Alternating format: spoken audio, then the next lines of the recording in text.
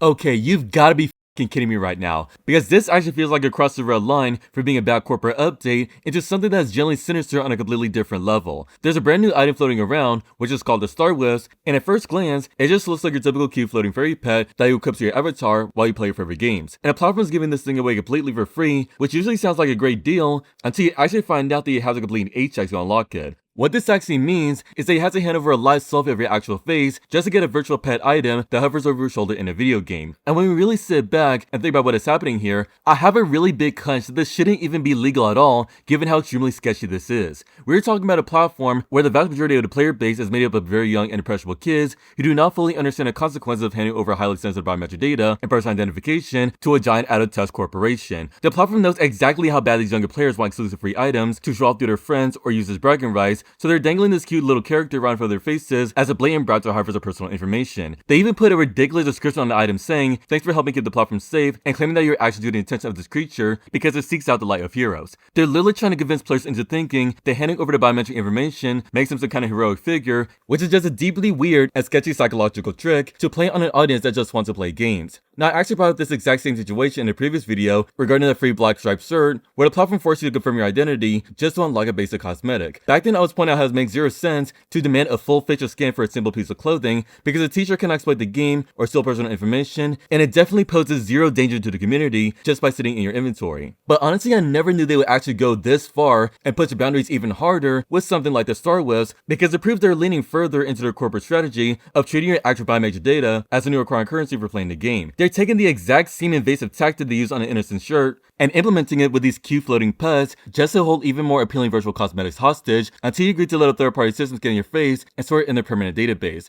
And the worst part is, even though the government and all these legal settlements drastically change how the platform has become right now, I don't even think the excuse that the government is even forcing Roblox to do something like this will ever hold up, especially for something this unnecessary. It's almost as if Roblox and David with Juicy wanted these lawsuits to occur so they could trade off a good portion of daily active user metrics in exchange for everyone's personal information and even the information of actual children just to make their investors and shareholders happy. You have to wonder what the end goal is when a corporation goes to such extreme lengths to bribe its own community for their private data under the guise of giving up free rewards. They claim all this is being done for safety and to verify that real people are behind these accounts, but using a cute little virtual toy to coax kids into giving up their biometric information feels probably malicious at this point and completely removes the idea of genuine informed consent. A kid seeing a free pet is not thinking about data privacy or whether their facial scan is going to be stored on some random corporate server, because they're only thinking about how cool their avatar is going to look when they join their next game with their friends. The people in charge are fully taking advantage of the innocent mindset and treating their own users like a giant data farm while hiding behind the excuse of trying to build a safer multiplayer environment for everyone to play. If they truly cared about safety and protecting their users, they would find ways to implement secure features without forcing a hard ultimatum where you either surrender your real life identity or you get left out of the awards that everyone else is getting. This entire situation shows a very dark shift in how the platform views the people who actually play their games and spend real money on their services. Instead of respecting the boundaries between a virtual Lego game and real world privacy, they are aggressively blending the two together and offering cheap virtual trinkets as a reward for crossing that line for giving up your personal identity. It creates a really uncomfortable dynamic where the corporation holds all the power and uses these shady tactics to slowly normalize the idea that giving up your sensitive information is just a regular part of playing a video game on the internet, and the fact that they're dressing it up with heroic language and cute fairy designs only makes the whole thing feel more deceptive and calculated to bypass any sort of critical thinking from the user base. They're essentially conditioning a whole generation of players to trade privacy for pixels on a screen, and I honestly cannot comprehend how the decision makers thought this was a morally acceptable strategy to roll out to the public. It really leaves a bad taste in your mouth when you realize that behind all the clouds and rainbows of playing your favorite games, there's a board of executives actively figuring out the most efficient ways to harvest user data using these cute little cosmetic items as a bait. Anyways, that is really all there is to say about this update today, so I'll see you in the next one.